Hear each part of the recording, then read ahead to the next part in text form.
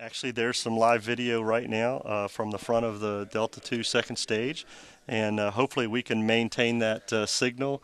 That will be really, really cool to see. Yes. And standing by for spacecraft up shortly.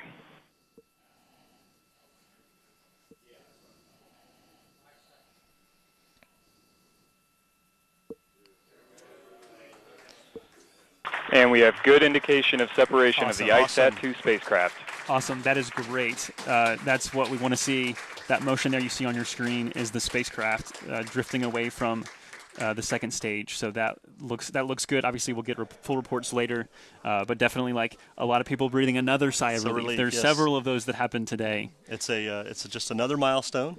We still have a little bit more to go.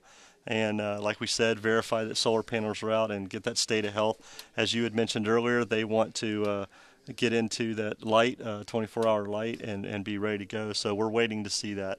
We see the teams at the Remote Launch Control Center, NASA's launch manager Tim Dunn and his team celebrating the separation of ICESat-2 there.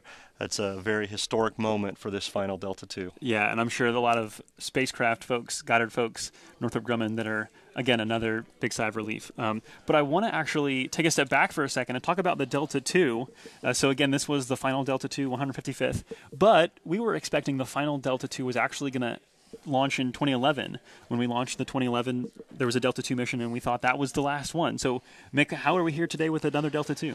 Yeah, the teams went through this with our NPP mission here on the West Coast and Grail on the East Coast. We thought that was the end of Delta II.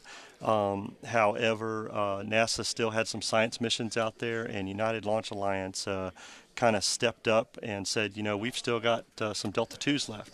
So we matched those up, and NASA's Launch Services Program was able to get OCO2, SMAP, JPSS-1, and ICESat-2 on the remaining 4 Delta IIs that ULA had.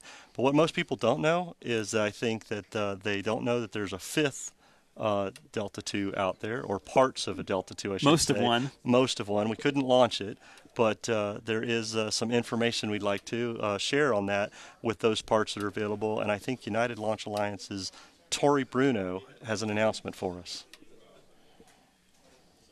Hello, Delta II fans. Just because we recently watched a Delta II liftoff for the last time doesn't mean we have to say goodbye.